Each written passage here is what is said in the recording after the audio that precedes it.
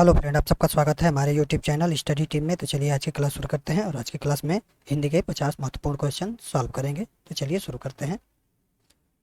तो निर्देश दिया है कि 1 से 3 गद्यांश पढ़ें एवं निम्नलिखित प्रश्नों के उत्तर दें। तो चलिए पहला पढ़ते हैं। तो पहला लिखा है कि नास्तिक का अर्थ है, ठीक है, नास्तिक का अर्थ है। तो नास्तिक का अर्थ है, तो ऑप्शन ए है भगवान को न मानने वाला, ऑप्शन बी अपने आप पर भरोसे वाला, और ऑप्शन सी है पूजा न करने वाला, और ऑप्शन डी है मूर्ति पूजा के विरोधी। तो नास्तिक किसे कहते हैं? कि नास्तिक उसे कहते हैं जो भगवान को नहीं मानते हैं। तो कौन सा ऑप्शन सही होगा? ये होगा ऑप्शन नंबर ए। क्या है कि भगवान को न मानने वाले को हम क्या बोलते हैं? नास्तिक बोलते हैं। चलिए अगला देखते हैं। अगला है सांख्य एवं मीमांसा की गणना किस में होती चली आई है। सांख्य एवं मीमांसा की गणना किस में होती चली आई है वो बताना है। तो ऑप्शन है ईश्वर दर्शन में, ऑप्शन बी है आस्तिक दर्शन में, ऑप्शन सी है नास्तिक दर्शन में, और ऑप्शन डी है मूर्ति दर्शन में। तो चलिए पढ़ते हैं और इसका आंसर देते हैं। तो भारतीय धर्म ग्रंथ में अनेक तथ्यों का वर्णन मिलता है। किसी भी पुराण में अवतारवाद को प्रधान अंग माना गया है। प्रायः सभी पुराणों में अवतारवाद का प्रसंग आया है। कहीं 10 अवतारों की धारणा की पुष्टि हुई है, तो कहीं 24 अवतारों की। जैन और बौद्ध धर्म को अपने अपने में आत्मसात करने के उद्देश्य से जैन धर्म के आदि प्रवर्तक ऋषभ देव 24वें अवतारों में हुए, और बुद्ध देव के 9वें अवतार में। सबसे आश्चर्य और कौतूहल की बात है कि संसार के ये ही दो धर्म है जो ईश्वर की सत्ता में विश्वास नहीं करते। भारतीय परिपाटी के अनुसार आस्तिक और नास्तिक का भेद ईश्वर को मानने या न मानने पर निर्भर नहीं रहता, बल्कि वेद के मानने या न मानने पर निर्भर नहीं रहता, बल्कि वेद के मानने। यहाँ 2 बार हो गया है ये चीज। तो इसी कारण संख्या तथा मीमांसा की गणना नास्तिक दर्शन में होती चली आई है। किसमें? तो यहाँ पे दिया है कि संख्या एवं मीमांसा की गणना किसमें होती चली आई है? तो नास्तिक दर्शन में। तो हमारा ऑप्शन कौन सा हो जाएगा? ऑप्शन नंबर सी सही होगा। किसमें? तो नास्तिक दर्शन में। अगला क्वेश्चन देखते हैं। अगला है, यहाँ पे डैश है और फिर यहाँ पे भी डैश है। ईश्वर की सत्ता में विश्वास नहीं करते। यहाँ पे हमको भरना है कि क्या भरा जाएगा। कि संसार के ये ही 2 धर्म है जो ईश्वर की सत्ता में विश्वास नहीं करते। ठीक है, कौन से? तो जैन और बौद्ध धर्म। यहाँ पे भरा जाएगा ऑप्शन नंबर डी सही होगा। ठीक है। अगला है कि भारत रत्न विभूषित कवि कौन से हैं। ठीक है, हमको बताना है कि इनमें से भारत रत्न विभूषित कवि कौन से हैं। तो ऑप्शन है सुभद्रा कुमारी चौहान, ऑप्शन बी है गुलजार, ऑप्शन सी है प्रदीप, और ऑप्शन डी है इनमें से कोई नहीं। तो कौन सा ऑप्शन सही होगा? तो भारत रत्न विभूषित कवि इसमें इनमें से कौन से हैं? तो इनमें से कोई नहीं है। भारत रत्न विभूषित कवि कोई नहीं है। ठीक है, ऑप्शन नंबर डी सही होगा। अगला देखते हैं हम। अगला है निम्नलिखित वाक्य में एक वाक्य व्याकरण की दृष्टि से शुद्ध है। पहचानना है कि कौन सा वाक्य व्याकरण की दृष्टि से शुद्ध है। तो ऑप्शन है दूध में कौन पड़ गया, ऑप्शन बी है वह सुंदर शोभा धारण कर रहा था, ऑप्शन सी है वह स्वयं आएगा, और ऑप्शन डी है वाक्य के भेदों पर प्रकाश डालिए।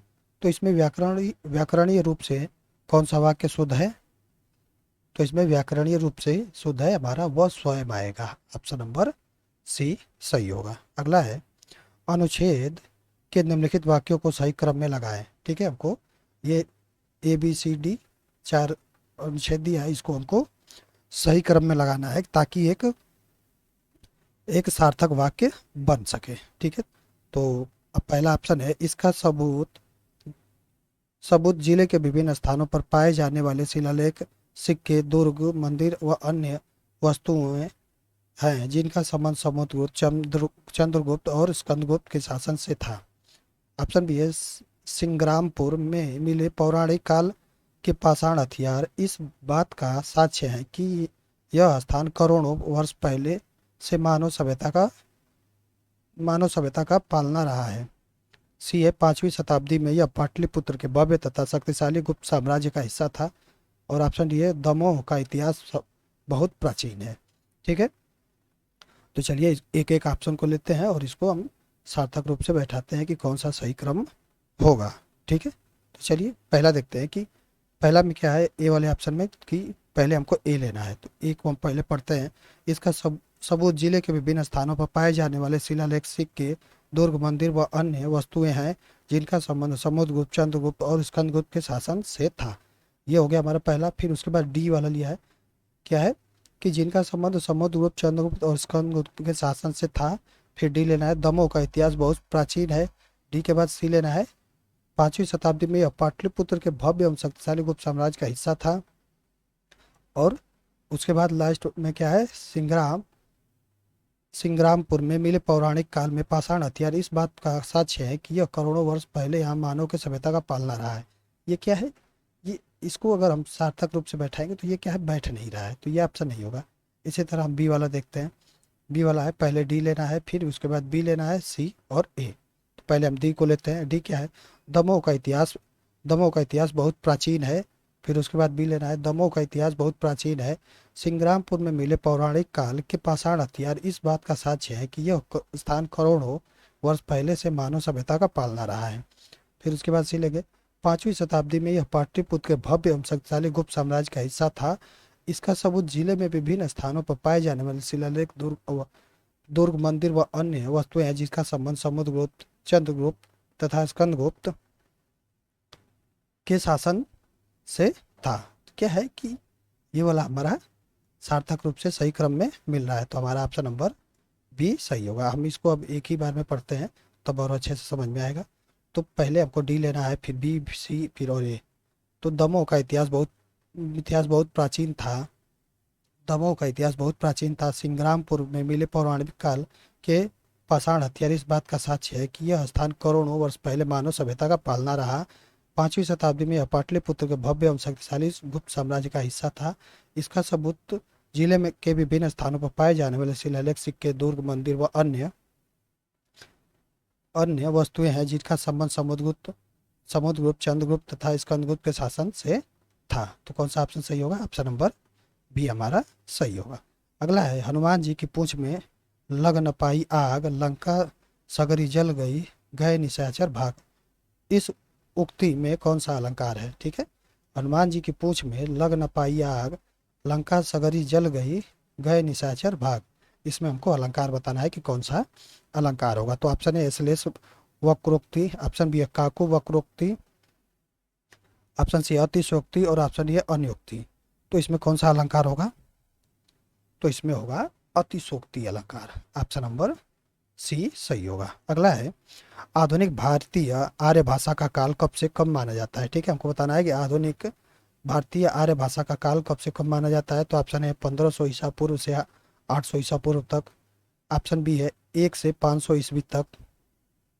ऑप्शन सी है 500 ईस्वी से 1000 ईस्वी तक। और ऑप्शन डी 1000 ईस्वी से अब तक। तो आधुनिक भारतीय आर्य भाषा का काल कब से कब माना गया है, तो ये माना गया है कि 1000 ईस्वी से अब तक का, 1000 ईस्वी से अब तक का। ऑप्शन नंबर डी सही होगा, ठीक है। चलिए आगे देखते हैं। आगे, ताजमहल यहाँ पे खाली स्थान है का अद्भुत नमूना है, दिए गए विकल्पों में से सही का चयन कर रिक्त स्थान की पूर्ति करें। यहाँ पे हमको भरना है कि क्या भरा जाएगा। तो ताजमहल यहाँ पे, तो हमारा ऑप्शन है चित्रकला, ऑप्शन बी है शिल्पकला, ऑप्शन सी है स्थापत्य कला और ऑप्शन डी है मूर्ति कला। तो ताजमहल डैश का अद्भुत नमूना है, यहाँ क्या भरा जाएगा, तो यहाँ पे भरा जाएगा क्या है, ताजमहल किसका अद्भुत नमूना है, तो ये स्थापत्य कला का अद्भुत नमूना है। ऑप्शन नंबर सी सही होगा। आगे देखते हैं। आगे, दिए गए विकल्पों में कृपण का विरुद्धार्थी शब्द चुनिए, ठीक है। कृपण का विरुद्धार्थी शब्द बताना है। तो ऑप्शन ए तंग दिल, ऑप्शन बी है कंजूस, ऑप्शन सी है उदार और ऑप्शन डी है उधार। तो कृपण का विरुद्धार्थी शब्द क्या होगा, तो कृपण का विरुद्धार्थी शब्द होगा हमारा उधार। ऑप्शन नंबर सी सही होगा। अगला है, दिए गए विकल्प में से उपार्जित का विरुद्धार्थी शब्द चुनिए, ठीक है। उपार्जित का विरुद्धार्थी शब्द बताना है। तो ऑप्शन ए है अर्जित, ऑप्शन बी है विसर्जित, ऑप्शन सी है अनुपार्जित और ऑप्शन डी है सृजित। तो उपार्जित का विरुद्धार्थी शब्द क्या होगा, तो उपार्जित का विरुद्धार्थी शब्द होगा अनुपार्जित। ऑप्शन नंबर सी सही होगा। अगला है, चुनाव क्षेत्र का यहाँ पे डैश है किया जाना चाहिए। दिए गए विकल्पों में से सही का चयन कर रिक्त स्थान की पूर्ति करें। ठीक है, यहाँ पे हमको भरना है कि क्या भरा जाएगा। तो ऑप्शन ए परिगणन, ऑप्शन बी है परिचालन, ऑप्शन सी है परीक्षण और ऑप्शन डी है परिसीमन। तो चुनाव क्षेत्र का पुनः क्या क्या किया जाना चाहिए? तो चुनाव क्षेत्र का पुनः क्या होगा? तो ये परिसीमन होगा। ऑप्शन नंबर डी सही होगा। ठीक है, अगला है निम्नलिखित वाक्य में किस भाग में त्रुटि है। ठीक है, हमको बताना है कि किस भाग में त्रुटि है। तो हम कब तक सहते रहेंगे और अपमान का घूंट पीते रहेंगे। हम कब तक सहते रहेंगे और अपमान का घूंट पीते रहेंगे, इसमें बताना है कि किस भाग में त्रुटि है। तो ऑप्शन ए है अपमान का घूंट, ऑप्शन बी है हम कब तक, ऑप्शन सी है सहते रहेंगे और ऑप्शन डी है पीते रहेंगे। तो किस भाग में यहाँ इसमें त्रुटि है? तो ये क्या है कि यहाँ पे आधा प है। ठीक है, यहाँ पे पूरा प लिखा गया है। तो ये वाला ऑप्शन हमारा सही होगा। क्या है? ये अपमान गलत लिखा हुआ है। ठीक है, अपमान ऐसे लिखा जाता है। ठीक है, तो ऑप्शन नंबर ए सही होगा। अगला है सुरभित वातावरण बनाने का सही और सीधा तरीका यह है कि प्रसन्नता, संतोष, उत्साह, उल्लास की, यहाँ पे खाली स्थान है, बनाए रखने का पूर्ण, फिर यहाँ पे भी खाली स्थान है, किया जाए। दिए गए विकल्प में सही का चयन कर रिक्त स्थान की पूर्ति करें। ठीक है, हमको बताना है कि यहाँ पे क्या भरा जाएगा।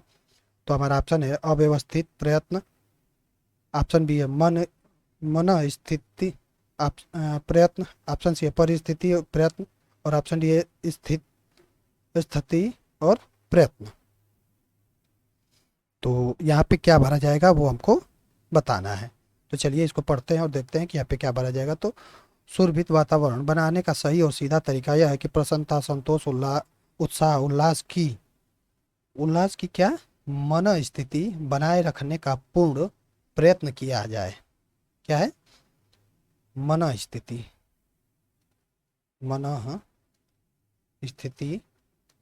बनाए रखने का पूर्ण प्रयत्न।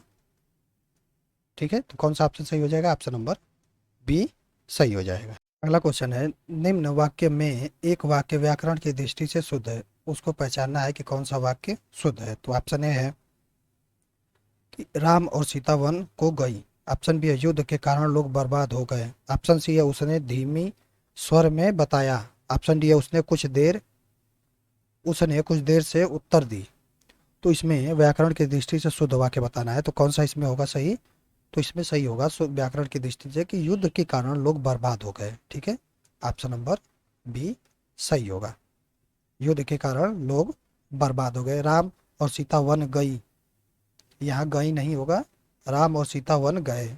ठीक है, उस आगे देखते हैं। आगे है हरिपद कोमल कमल से, इस पंक्ति में कौन सा अलंकार है? हरिपद कोमल कमल से, इस पंक्ति में कौन सा अलंकार है? तो ऑप्शन ए है यमक अलंकार, ऑप्शन बी है उपमा, ऑप्शन सी है रूपक और ऑप्शन डी है उत्प्रेक्षा। तो इसमें कौन सा अलंकार है?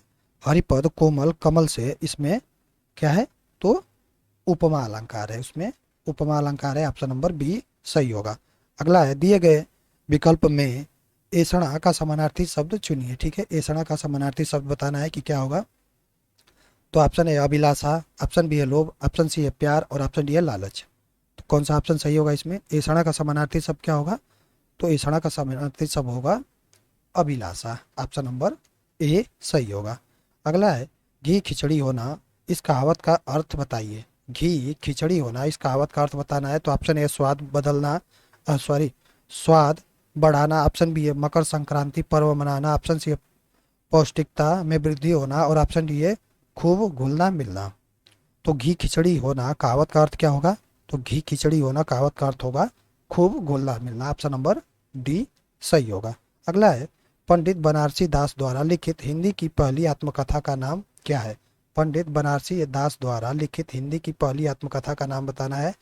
तो ऑप्शन है अर्धकथा, ऑप्शन बी है मेरा जीवन प्रवाह, ऑप्शन सी है चांद सूरज के बीरन और ऑप्शन डी है मेरी आत्म कहानी। तो पंडित बनारसी दास द्वारा लिखित हिंदी की पहली आत्मकथा का नाम क्या है? तो इसका नाम होगा हमारा कौन सा? तो तो ये होगा ऑप्शन नंबर ए अर्ध कथा। ऑप्शन नंबर ए सही होगा। अगला है नदी का जल ठंडा है का सामान्य बहुवचन बताइए। नदी का जल ठंडा है का सामान्य बहुवचन बताना है हमको। तो ऑप्शन ए नदी का जल ठंडा है, ऑप्शन बी है सभी नदी का जल ठंडा है, ऑप्शन सी है नदियों का जल ठंडा है, और ऑप्शन डी है नदियों का जल ठंडा है। ठीक है, ये दोनों ऑप्शन सेम हो गए हैं, तो कौन सा ऑप्शन सही होगा?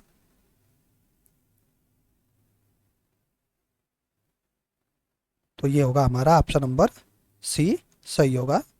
सी क्या, ये दोनों दोनों ऑप्शन सही है, दोनों ऑप्शन, क्योंकि दोनों ऑप्शन सेम हो गए हैं। चलिए आगे देखते हैं। आगे रेशमी टाई एकांकी संग्रह के रचयिता कौन है? रेशमी टाई एकांकी संग्रह के रचयिता कौन है? तो option A Ram Kumar Varma, option B है रमाशंकर शर्मा रसाल, और ऑप्शन डी अमृता प्रीतम, और ऑप्शन डी है वेद प्रताप वैदिक। तो रेशमी टाई एकांकी संग्रह के रचयिता कौन है? तो इसके रचयिता है Ram Kumar Varma. Option number A सही होगा। ठीक है, अगला है बिनु पग चले सुने बिनु काना, इस उक्ति में अलंकार पहचानिए। ठीक है, बिनु पग चले बिनु सुने बिनु काना, इसमें कौन सा अलंकार होगा? तो ऑप्शन ए विभावना, ऑप्शन बी है भ्रांतिमान, ऑप्शन सी है व्यतिरेक, ऑप्शन सी है व्यतिरेक, और ऑप्शन डी है संदेह। तो बिनु बिनु पग चले सुने बिनु काना में इसमें कौन सा अलंकार होगा? तो इसमें होगा विभावना अलंकार। ऑप्शन नंबर ए सही होगा। अगला है मेरे कुर्ता पजामा में 3.5 मीटर कपड़ा लगेगा, वाक्य में विशेषण पहचानिए। मेरा कुर्ता पजामा में 3.5 मीटर कपड़ा लगेगा, इसमें कौन सा विशेषण है बताना है। तो ऑप्शन ए संख्यावाचक, ऑप्शन बी है परिमाणवाचक, ऑप्शन सी है गुणवाचक, और ऑप्शन डी है संकेतवाचक। तो मेरे कुर्ता पजामा में 3.5 मीटर कपड़ा लगेगा, इसमें कौन सा विशेषण होगा? तो इसमें होगा परिमाणवाचक विशेषण। ऑप्शन नंबर बी सही होगा। अगला है पानी का सामान्य बहुवचन बताएं। पानी का बहुवचन बताना है, क्या होगा? तो ऑप्शन ए समादर, ऑप्शन बी है पानियों, ऑप्शन सी है पानी, और ऑप्शन डी है पानियों। तो पानी का सामान्य बहुवचन क्या होगा? तो पानी का बहुवचन पानी ही होता है। ठीक है, ऑप्शन नंबर सी सही होगा। अगला है दिए गए विकल्प में से किलमिश का समानार्थी शब्द चुनिए। ठीक है, किलमिश का समानार्थी शब्द बताना है। तो ऑप्शन ए विषैला, ऑप्शन बी है पाप, ऑप्शन सी है भयंकर, और ऑप्शन डी है महाविष।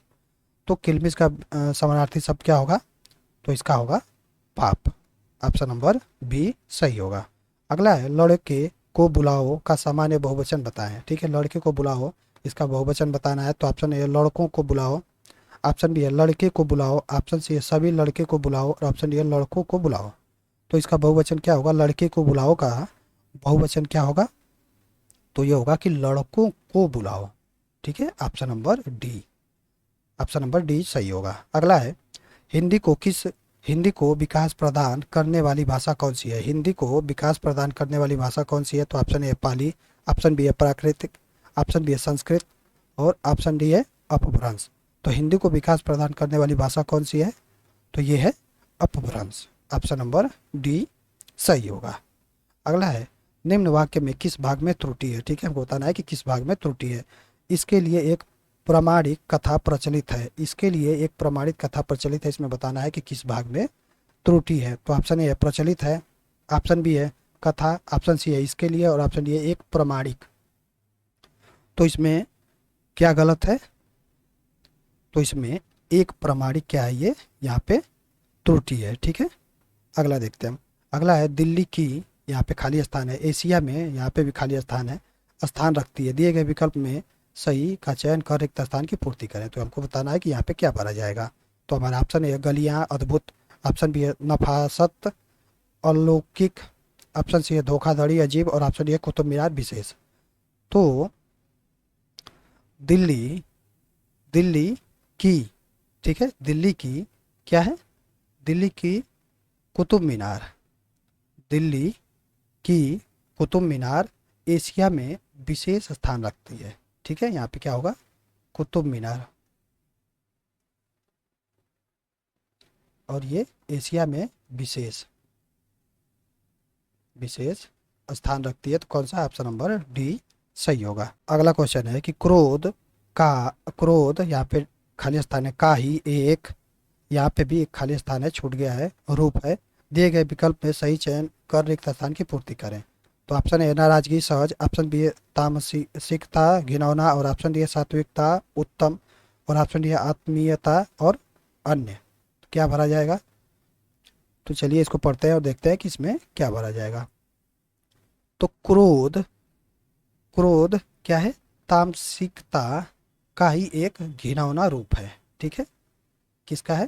तो ये है तामसिकता का एक यहाँ पे घिनौना, घिनौना रूप है। तो कौन सा ऑप्शन सही होगा? ऑप्शन नंबर बी सही होगा। ठीक है, आगे है कदाचित संध्या को पानी बरसे, कदाचित संध्या को पानी बरसे, इस वाक्य का काल बताना है कि क्या होगा, इसमें कौन सा काल है?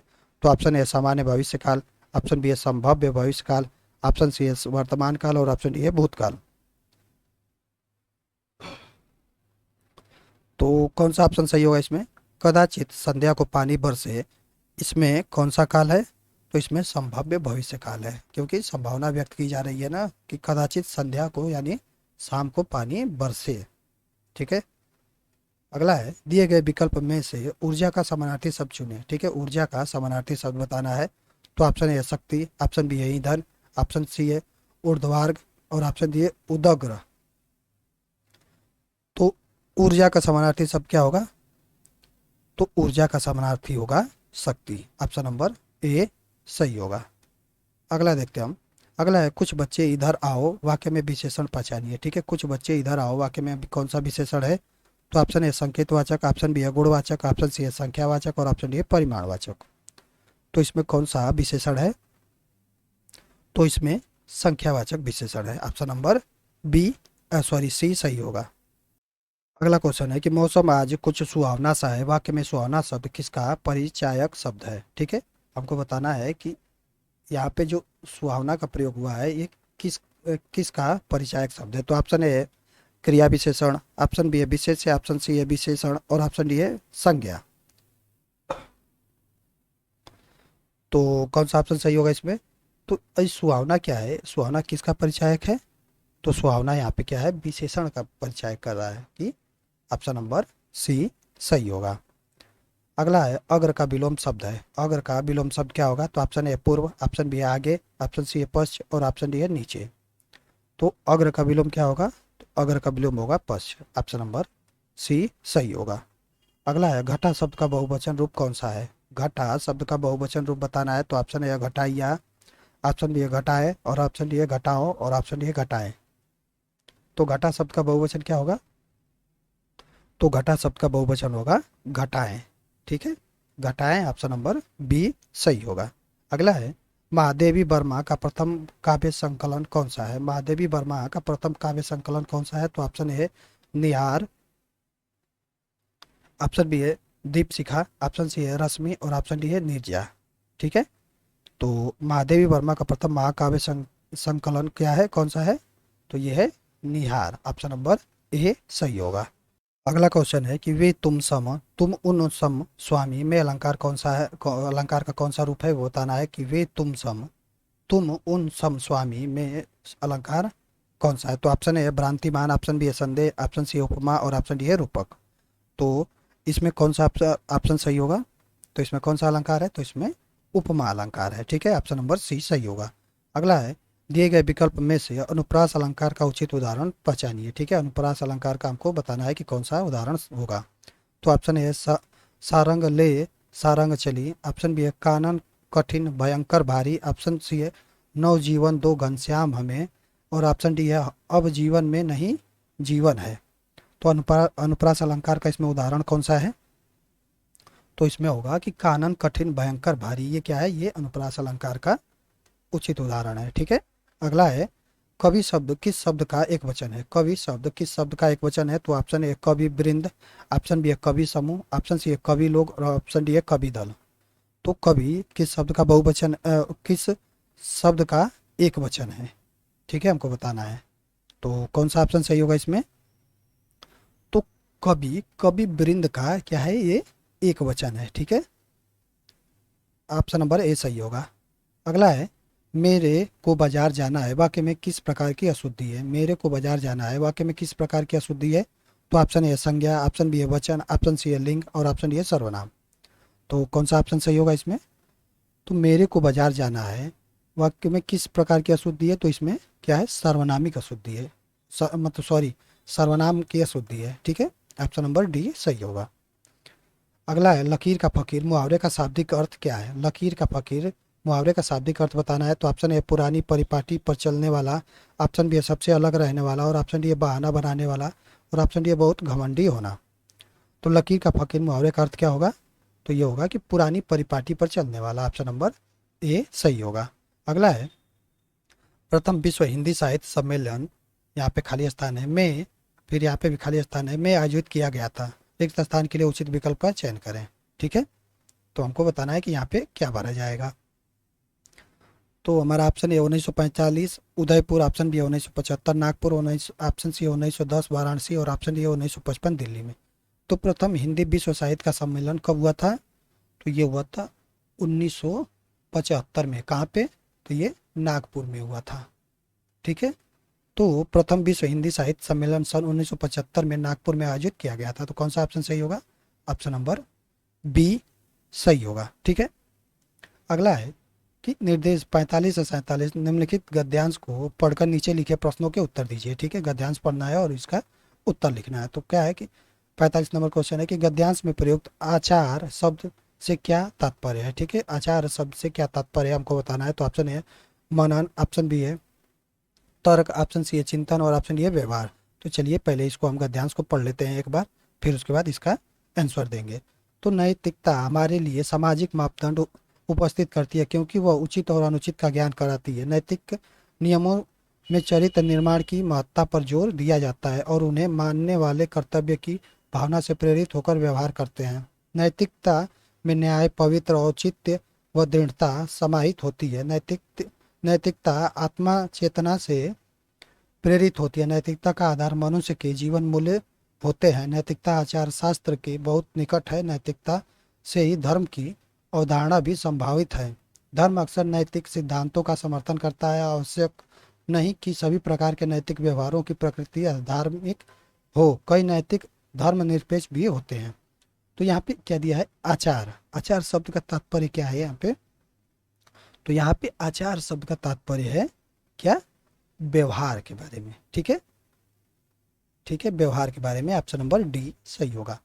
अगला क्वेश्चन है नैतिकता धर्म से संबंधित है क्योंकि? ठीक है, नैतिकता धर्म से संबंधित है क्योंकि। तो ऑप्शन ए दोनों ही सामाजिक व्याख्याओं से संबंधित है। ऑप्शन ए बी है दोनों की अपेक्षा से मनुष्य डरता है। ऑप्शन सी है नैतिकता और धर्म दोनों में अटूट रिश्ता है और ऑप्शन डी है दोनों ही अलौकिक संसार से संबंधित है। तो यहाँ पे क्या दिया है कि नैतिकता से ही धर्म की अवधारणा भी संभावित है। धर्म अक्सर नैतिक सिद्धांतों का समर्थन करता है। नैतिक सिद्धांतों का समर्थन करता है। तो इसमें कौन सा सही होगा हमारा ऑप्शन? तो नैतिकता धर्म से संबंधित है क्योंकि दोनों ही सामाजिक व्याख्याओं से संबंधित है। ऑप्शन नंबर ए सही होगा। ठीक है, अगला देखते हैं हम। अगला है नैतिकता है। नैतिकता है ऑप्शन ए है परंपराएं और रूढ़ियां, ऑप्शन बी है कर्तव्य, ऑप्शन सी है धर्म और ऑप्शन डी है आचार शास्त्र। तो नैतिकता, नैतिकता है क्या है? नैतिकता, तो नैतिकता आचार शास्त्र है। ठीक है, क्या है? तो ये आचार शास्त्र है। ऑप्शन नंबर डी सही होगा। ठीक है, अगला है कि महान का विपरीतार्थक शब्द क्या है? महान का विपरीतार्थक शब्द क्या है? तो ऑप्शन ए है वीर, ऑप्शन बी है तुच्छ, ऑप्शन सी है धीर और ऑप्शन डी है राजन। तो महान का विपरीतार्थक शब्द क्या होगा? तो ये होगा तुच्छ। ऑप्शन नंबर बी सही होगा। अगला है राजस्थान में अनेक बोलियां बोली जाती हैं। वाक्य में बोलियां शब्द हैं। ठीक है, राजस्थान में अनेक बोलियां बोली जाती हैं। वाक्य में बोलियां शब्द क्या है वो बताना है। तो ऑप्शन ए है स्त्रीलिंग, ऑप्शन बी है पुल्लिंग, ऑप्शन सी है बोली और ऑप्शन डी है भाषा। तो बोली इसमें यहाँ पे क्या है? बोली शब्द क्या है यहाँ पे? तो बोली है यहाँ पे स्त्रीलिंग। ठीक है, ओ सॉरी, बोलियां यहाँ पे स्त्रीलिंग है। अगला है लक्ष्मण का एक अन्य पर्यायवाची शब्द है। ठीक है, लक्ष्मण का एक अन्य पर्यायवाची शब्द बताना है। तो ऑप्शन ए है लंकेश, ऑप्शन बी है सुमित्रा पुत्र, ऑप्शन सी है लोकेश और ऑप्शन डी है नरेंद्र। तो लक्ष्मण का पर्यायवाची क्या है इसमें? तो लक्ष्मण का पर्यायवाची है सुमित्रा पुत्र। ऑप्शन नंबर बी सही होगा। तो चलिए आज के इस वीडियो में इतना ही। अगर आपको वीडियो अच्छी लगी हो तो वीडियो को लाइक करें और चैनल को सब्सक्राइब जरूर करें।